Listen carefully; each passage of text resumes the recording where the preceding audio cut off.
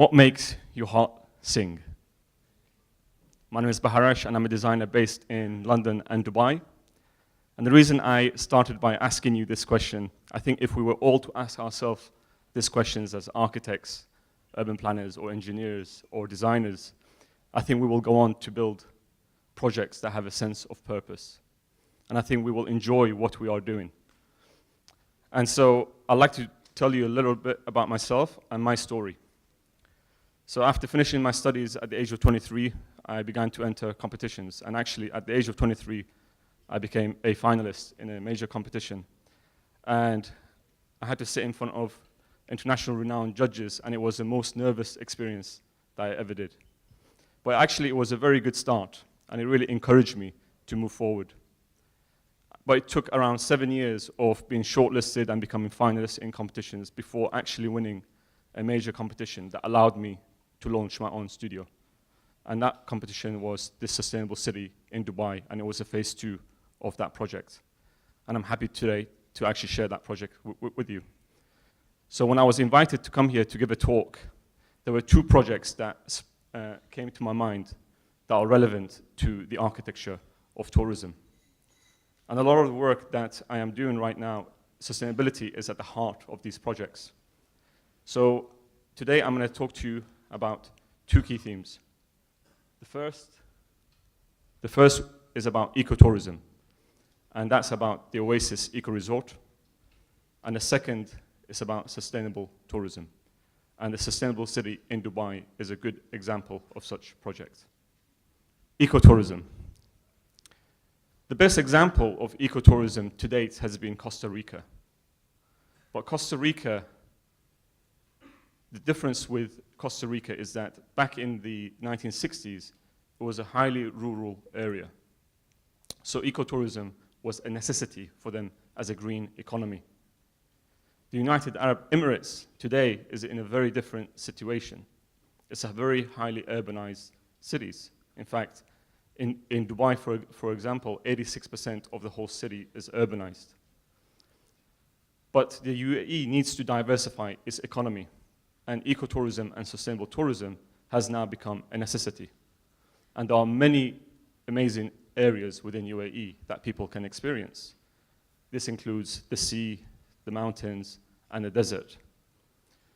So around 3 years ago, I was appointed by Eco Resort Group to help them design 3 of the resorts, 2 of which we already designed and is still at planning stage, and one of them is the Oasis Eco Resort. So when they approached us, they wanted us to look at creating a resort in the desert.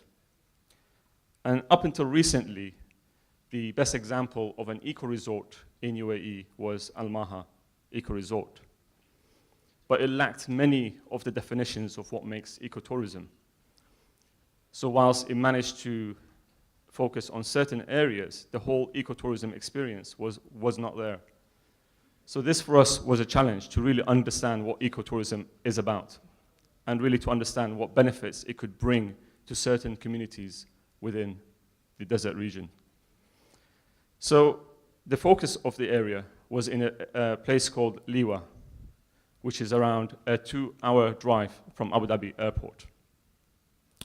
So when they approached us on this project, we really was interested to learn more about the actual site and to understand why. Why would someone come here? Why would someone want to experience the desert? And actually, the desert is a very important part of UAE heritage. In fact, all the Bedouins were actually from the desert, and the desert was an important economy for them, especially in Liwa, because Liwa actually had a lot of groundwater. So a lot of agriculture was based in that area.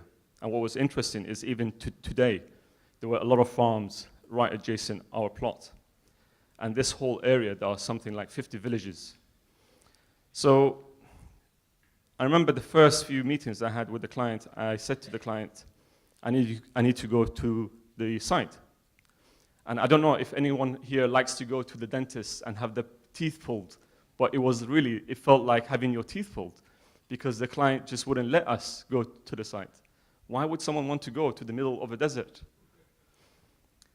And so I found myself in the middle of June probably the worst time of the year. And maybe the client did that on purpose. It was almost like punishing you, for telling them you want to go to the site. So there's this gentleman who we call him the mandub, who's the secretary of the client. So he pulled the short straw, and he took me to visit the location. So I found myself something like, I couldn't even guess the temperature, but I think I drank the bottle of water before I even reached the location. And I put myself on so much sun lotion. But the reason that it was important to go there was to really get a sense of feel, what it really is to be in the middle of the desert. Because if you want to create some experience for people to go there, but also when they're staying there, you have to understand the actual climate and how you could maybe use techniques to reduce the temperature and make it much more comfortable. But also maybe you can come up with some inspirations that will inform the concept. And eventually I had to leave the mandub behind and go for a short walk. So as I was walking into the desert, I can remember thinking, man, I would love to have some cool water or something. And immediately I thought about the oasis. And what was interesting about the oasis is that it's an actual scientific phenomena, which is called, which actually creates an evaporative cooling effect. So the oasis was actually used as part of trade routes back in the Bedouin period. So a lot of the trade routes was planned along these areas that eventually had some oasis during that location. And the oasis creates a cooling effect. So as the water evaporates, that air temperature is around 10 degrees lower when you're around it than when you are in the middle of the desert. So for us, this was an important starting point as a concept. And also because it was such an important feature in the Bedouin days that we thought culturally it would add some value to the project. So this became the starting point of the concept. And then we thought about, okay, how can we make something that is at a commercially viable scale? Because scale is the next issue. So up until recently, most of these types of projects were funded by the government. So they would spend billions of dirhams building these projects, which actually then most of these projects, they end up being just a thing to pull tourists rather than becoming a profitable and economically viable products. So we wanted to make sure that whatever we design was financially viable because this is a private development. It's not funded by the government. So scale was an important factor. So we thought, what if we could create a resort at a small scale where actually you could reach everything within less than 4-minute walk. So it doesn't matter where you are within 300 meters walk. And so we started to strip away many things. We thought, what is it that you really need? And the more we thought about it is, actually, most people, if they're gonna come here, it's not the resort that you're gonna come here for. It's to have the experience of the desert. And that's actually our resort. The desert is our resort. And everything else is just there for, to accommodate you and to enhance your experience. So we started to really go back to the diagram. And it was becoming very simple. So we had this idea of having an oasis and to use this passive technique to, to try to plant as many native trees and plants to further cool down the area and provide shading. And how we could then plan all the facilities around this oasis, and how we could even create almost like a fort-like environment. By the same time, we didn't just want something to be circular, so we could actually create some variation of pockets of spaces of different scales and experiences. And as we started to design this project, we finally ended up with something that was very unique and simple. And it worked really well from a circulation point of view. So all the circulation for the staff is different to the circulation for the guests. And the heart of the project became the oasis.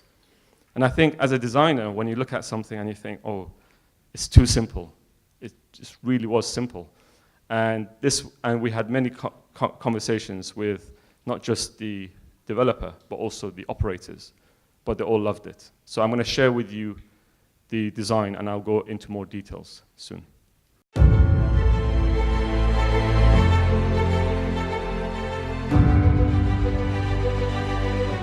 Natural springs were important for transportation and trade routes for Bedouins in UAE. The spring is a key feature of the Oasis Eco Resort designed by Baharash Architecture. The reception and back of house are located adjacent to drop-off. A restaurant and bar provides guests with organic ingredients grown on site. A business and research facility with state-of-the-art technologies is also provided. The resort also provides health and therapeutic spa facilities. In total, there are 84 interconnecting suites which provide variation of offerings. All the resort's energy needs are provided by a continuous solar roof, which offers great environmental and economic benefits. The unique feature of the design is the spring at the heart of the resort, which provides a tranquilizing experience. The ribbon-like roof is designed to maximize the area for solar panels, which are planned for optimum efficiency. Each suite provides a direct access to the tranquil heart of the resort, as well as providing amazing views and an outdoor terrace. Tranquil views can be enjoyed from all key spaces, including the fitness center, which is furnished with smart equipment. All spaces are equipped with smart glass windows, which offer instant privacy at a flick of a switch. The restaurant is equipped with fully retractable windows to take advantage of the cool breeze during the evening. The low height of the buildings provide maximum exposure of Liwa's stunning sand dunes, which can be enjoyed from all areas. The spring is used for crop irrigation, fish farming, and recreational activities. The spring also provides a natural habitat for various wildlife. Ultimately, this Oasis Eco Resort is an innovative destination that's designed to offer a unique insight into the natural wonders of UAE's desertscape.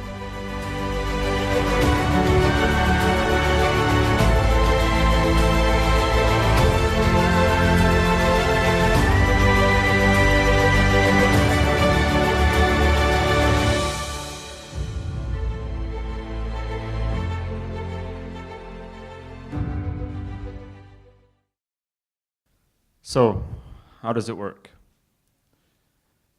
So the first thing that we really thought about was to make sure that the whole area becomes almost like a zero carbon area. So anybody who comes to the site has to go to a gateway building.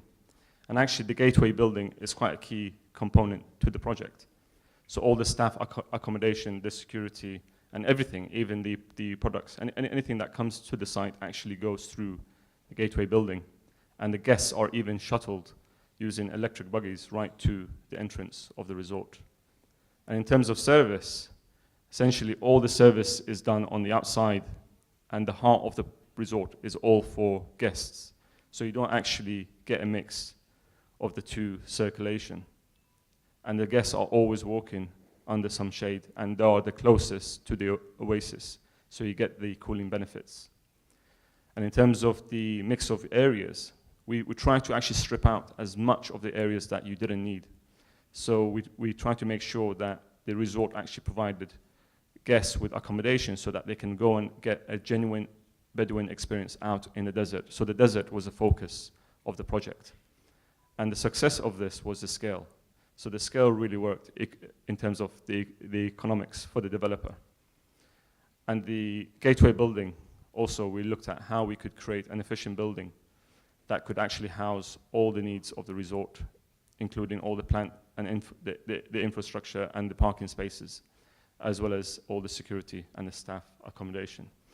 But for us, this was the first of a few resorts that we designed for Eco Resort Group. And following this one, we designed another one out in the mountains, which was called the Wildlife Biodomes Conservation Center. But that's a story for another day.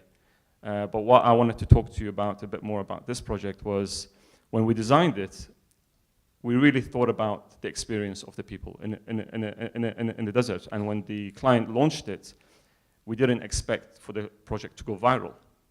And it was interesting that when the project went viral, they were approached by operators, many operators. In fact, the world's most renowned operators were approaching them and even asking to provide equity into the project. But what was interesting, and this is a conversation that we had very early on, and this is why ecotourism is so successful, is because it's not about brands, it's not about branded names, and boutique hotels are really important, and that's what places like UAE lacks, you know, and how you could create local brands, boutique hotels that can actually bring some economy to those areas. But ecotourism is more than just creating a destination and a concept. What makes ecotourism work is to make sure that it brings benefits to that region, to that community. So whilst as designers we can take a brief and create something unique, most of what makes these projects successful is to make sure that the people who they hire and the education that they provide to the community, and to make sure that the profits that's generated from these projects actually goes back into making those areas even better and conserving those areas. So I think that's a key challenge when it comes to ecotourism. So for us to be at the table from the beginning and to make these conversations from early on so that the client really understands it's not just about the buildings, it's about, you know, everything else that goes around it, the environment, the socio-economic culture, and all of these things are really part of the success of ecotourism projects. So the Oasis Eco Resort has been a key project for us, but actually a project that really helped me to launch the practice was the Sustainable City in Dubai, and that's the second part of the project that I want to share with you today, which is actually relevant to sustainable tourism. Because the world is becoming highly urbanized, and by 2050 it is estimated that more than 70% of the world's population will be living in urban areas. And that's going to have a huge impact on the city's infrastructures and resources, as well as the health and well-being of the citizens. So ecotourism, while it deals with pristine and untouched landscapes, sustainable tourism is very relevant to urban areas. So we need to think about hotels that can actually bring some benefit to neighborhoods within cities, as well as hotels that are going to reduce the carbon footprint of the people. And we are living in a very connected world where everyone's traveling. So sustainable tourism is another key area for United Arab Emirates to move forward, and also globally. By 2030, there's going to be 41 megacities with populations of more than 10 million people. So sustainable tourism really has to rely on sustainable communities. And I believe that the future models of eco-hotels is not just about a hotel on a plot, where most hotels that you go to these days, you will see a sticker that says, you know, we would like you not to tell us to change the towels because we want to be eco, you know, and the way they deal with eco it's not really the true sense of purpose of what makes sustainable tourism. And I believe that the future models of eco-hotels are hotels that are not just based on a location within a plot, but actually the benefits they bring to the wider community and the context in which they are in. So the Sustainable City in Dubai, which is the first working model of a sustainable community in the MENA region, will have a eco-hotel built on this plot. And I want to share with you this project because it's really shaping the future of the built environment in UAE, as well as the region and globally. So back in 2013, I was part of this project to design a phase 2 component of this, and most of it has been built today. In fact, last night I was telling the committee here that when I first worked on this project, I actually didn't believe that they'll even build it. Back at that time, it was too much of a fantasy. And it was unheard of, a private developer building a sustainable city in Dubai. In fact, the word sustainable and Dubai, you just couldn't put them together. And back then, sustainability was a very new concept in UAE. And in fact, back then, a lot of the things that the developer wanted to do was impossible. So the project became a pilot project. It became like a living lab, and it still today is like a living lab. So the sustainable city essentially is a mixed-use development which features 500 villas or townhouses and a mixed-use area of retail, food and beverage, and there'll be a hotel, a school, as well as an innovation center. There's around 2,700 people in population, and the phase 1 is all operational. So a lot of the strategies that was used on the project was based on passive techniques, because to really lower the energy demands of the buildings, passive techniques is the most financially viable solution. And most of the buildings in UAE, the key energy consumption is cooling those buildings down. So a lot of the orientation of the villas was positioned in a way to reduce the solar gains into the actual units. So the L shapes really help with that typology, and also they also provide the privacy. But this is a car-free city. So what this means is that we can really work with the density and the form to create these shaded walkways. So mobility was a very important part of the project. And we also looked at using a lot of the vernacular architecture to make sure that the city could actually cool down the area and make it more comfortable for people to walk around. So around the city, there are these bargeal towers that actually cool down the air around that area. So in every cluster, you will always find these towers next to a playground or some open space. And the way that they work is also that they have evaporative cooling inside them. So it's a mix of passive and active strategies to really cool down the air. And what really makes a city sustainable is that it focuses on all the 3 key pillars of sustainability: the social, economic, and the environmental. So it's a very socially inclusive city, and you'll find a diverse generation of people working, living and working here. And the main demographic is young families, because it's a very safe area, because you have no cars. And actually, there's another story to this project too. So a few months ago, the developer approached me and asked me to head all their sustainable city projects. So 3 months ago, we entered into an agreement, and I accepted to work with them as the head of urban planning.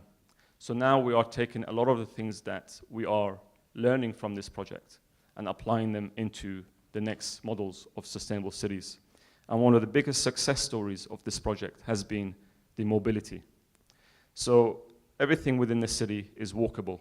You could either walk or cycle, or you could use these electric buggies. I remember first when the word electric buggies came up at the very beginning, I thought, oh, this is going to be very cheesy. You know, you're going to have people walking around and getting into these electric cars, and it's just going to look like something out of America.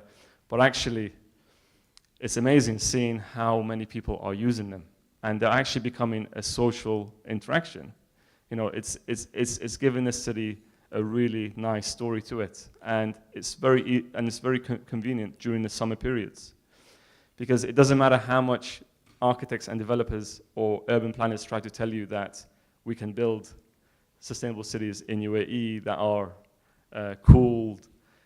In the summer, believe me, it doesn't matter what you do, it's always going to be hot. So you could reduce the temperature by 10 degrees, but you're still hot. So you have to find ways to reduce that walking distance. So even though the walking distance is very short, the electric buggies really help. So anybody can get on these buggies, and there are even concierge. So even if you're underage, the concierge will actually come and pick you up and deliver you to wherever you need to go. And what's interesting is when we talk about these types of developments, very early on, many people said it will not work. In fact, many people thought that you cannot make money from this type of project because the service fees are going to be crazy. Who's going to pay for it all? And when you walk around the city, it's so green. And the first question everybody asks is, who pays for it? But you know, It's zero. Service fee is zero. And then they say, how? How is it possible? And this is the smart thing that the developer did with this project. So the mixed-use area, essentially all the revenue that's generated from that mixed-use area is what pays to maintain the whole city. So when a buyer buys one of the villas or rents one of the villas, they know as part of the contract that the revenues from the mixed use is funding the whole of this landscape and all the services. So economically, it is one of the best sustainable models of a development. So there's a win-win for everyone, and it's not just for the developer to maximize profits. Another success story of the project has been the solar farms. So back then, there was no way to actually feed energy back into the grid. It was just not possible. And the government, they didn't have any of this type of developments happening. No one was even thinking about it. So when the developer decided to do this type of project, it was a learning curve for everyone. So now, today, the project is actually feeding. It's the first project in UAE to actually feed back into the grid. So it's a net zero. It's aiming to be a net zero development. So during the daytime, it feeds into the grid, and on the nighttime, it draws back. And we try to get it to be zero. And the way that it works, that these solar farms is where all the cars are parked. So it's a multi-use. So not only does it provide shading, but it's also harvesting energy. And when the cars park here, everything else is car-free. So you can use the buggies or walk around. And if you have any guests coming, they can also be dropped off, and the concierge will collect them. Or if you have shopping, there's always the concierge there for people to call and get picked up. And this project has now become a pilot for many companies to come and test things. So one of the projects that we're now piloting is these autonomous vehicles. In fact, it's the first of its kind in UAE. So they're using a sustainable city as a model to actually understand more about behavior of these vehicles and to actually improve them to make sure that they actually work within the city. So we've been trialing these for a few months now. And there's always going to be some areas where they need improving. So at the moment, every time even a pigeon comes nearby, it just stops. It doesn't understand that eventually the pigeon will fly away. So there's a lot of still room to go before they become much more efficient. Of course, some people might even run over the pigeon. So I have no idea. But the real success story of the project has been this central green spine. So the central green spine features 11 biodomes, as well as a variation of playgrounds that really create some social interaction within the city and also improves the health and well-being of the residents. So this central spine, it has become almost like the social glue to this whole development. So it really brings the community together. And there are running tracks that not just go around the spine, but also go around the whole city. But what I really found interesting about this project is the urban farming approach. So all the plants within the city, we try to think about how we could make them almost creating some sort of produce for the residents. So all the palm trees actually create dates, and the dates are actually distributed among all the residents within the city. We also have allotments around the whole of this central spine. And what's interesting with the allotments is that they're creating another layer of social interaction. And food, it brings people together. And it's interesting, when I first went to the city once it was operational, and I thought, who's going to use these allotments? And to my surprise, there was many people that was actually in the gardens themselves. And you'll find so many different types of people, but mainly families that are actually using them as an educational tool. So this is inside the biodomes. And the biodomes have become another interesting feature of this project. So the biodomes, they use an evaporative cooling technique, which is like 90% much more efficient than using an electric method of cooling. So essentially all the grey water goes through a moist pad, and as the air evaporates, it cools the whole biodome. So we can even grow plants in the summer. So we can reduce the temperature in the biodomes by 15 degrees. And we're also piloting new projects, trying to understand how we could make urban farming far more efficient. So we're looking at vertical farming, and a lot of things that we are learning from this project, we're now applying it to the next models of sustainable cities. But for me, the urban farming story is a really important part of the project. But also is how we work with it on the landscape.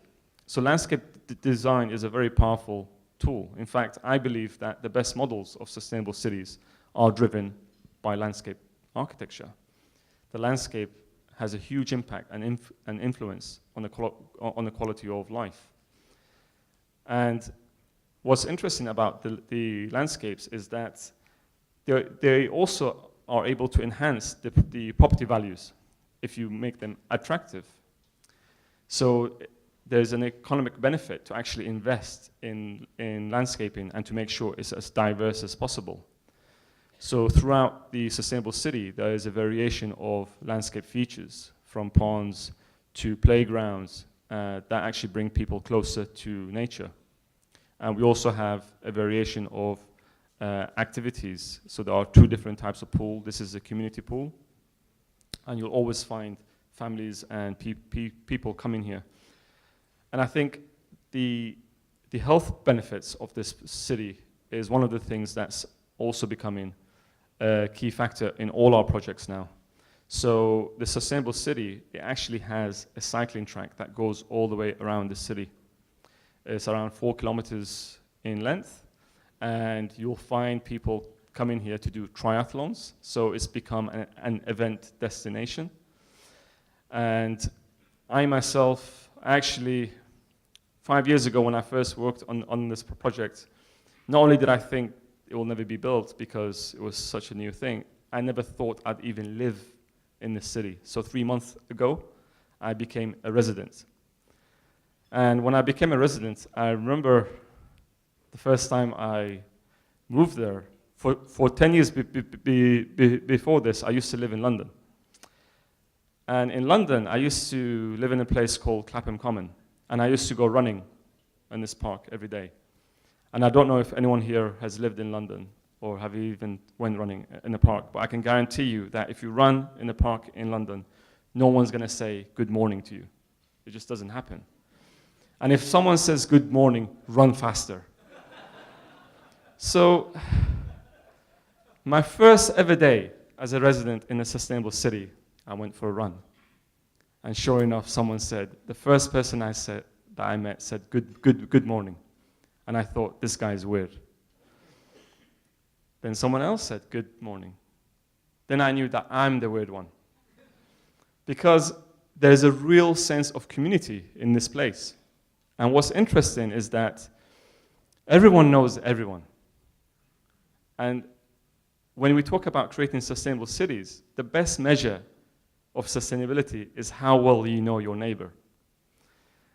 So as part of this project, the developer created an institute, which is called the C Institute, which is the sister company of C Nexus. So C Institute is almost becoming the brains now behind all of these projects and trying to understand more about the behavior and how we could improve the future models of these projects. And one exercise that they're doing is to go around the city and to really understand how many neighbors someone knows. I've lived in London for 10 years, and I can tell you I might only know 2 of my neighbors. I don't know the house after that or the house after that. So they started to do the survey, and the average now is 5 houses. So the person who lives knows 5 other houses on either side, and that's quite a big thing, given that the city has only been operational for now 2 years. So there's a real sense of community in this place, and a lot of it is based on this social interaction. So as urban planners or architects, when we're designing a city, we have to think about how we could integrate social interaction within the design. So we also have this buffer that goes around the whole city, which we're actually using as an equestrian track. And this buffer does two things. Not only can we use it for sports, but also we are using it as a way to create a buffer, so all the dust that comes from the outside, there's an opportunity for the trees to reduce that, and also to create some cooling effect for the whole clusters. There are also some sports fields that we have integrated within the community, and you'll find people throughout the day, whether it's school children or people after work, parents using these sports fields. So it's become a very active destination. And what's interesting is that everything is accessible to the residents. So you don't have to live, 10 or 20 minutes away from a certain park in order to have access to it. Most of these villas are 15 meters away from it. And the developer, they did an initiative recently, which is called Meet the Community, where they actually went around and asked people, what is it that they enjoyed most about the city?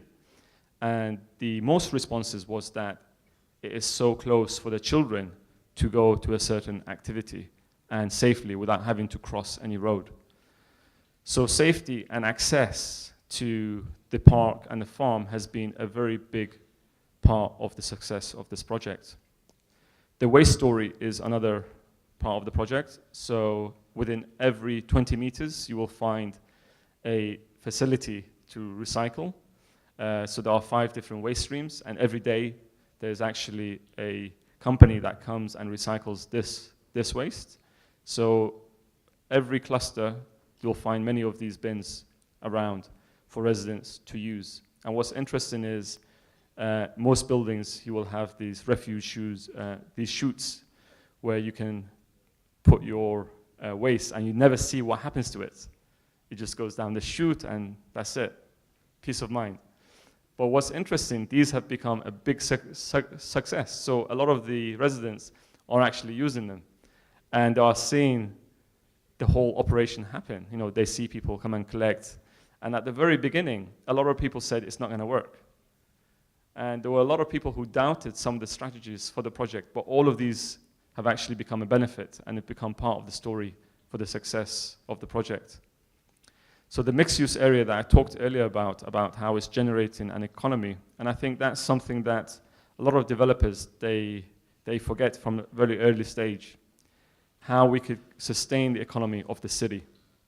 So within the whole mixed-use area, there's a mix of retail, food and beverage, as well as apartments and offices. So you get a diversified economy for the whole city. And this mixed-use area is also used for events. So again, there's another social interaction and more social sustainability within the project. So every year, throughout the year, there is different events happening in the actual plaza. And recently, we had even an event where we invited people from outside the city to come and entertain the residents. But it's not just the residents that are benefiting from this project. So when we talk about sustainability and the impact sustainable cities can have on sustainable tourism, it's to try to provide job opportunities for people from different backgrounds. So all the biodomes are actually operated by and actually provide employment opportunities to not just the people who live there, but also the people who work there. So most of the residents, they will have helpers, and they can actually have a second job, a second income. And also, they have a program where even the residents who live here, even the children can also contribute in some way. So these biodomes, every year, they actually provide around 1 million pots of herbs. And these pots of herbs, not only are they distributed to the residents, but also they are sold in supermarkets. So the developer has created their own brand, which they are now selling to the supermarket. But for me, what makes this project really special is that the green spaces have such a huge impact on the quality of life of the people. And I think this is something that most of us take for granted when we're planning projects. And I really do believe that as urbanists, we need to think about the landscape architecture as being the key driver for these projects. In the past, urbanists used to talk about the landscape as the bits in between the buildings. Today, we are talking about the buildings as the bits in between the landscape. But there's a long way to go. I mean, there's a lot that we can learn from these projects.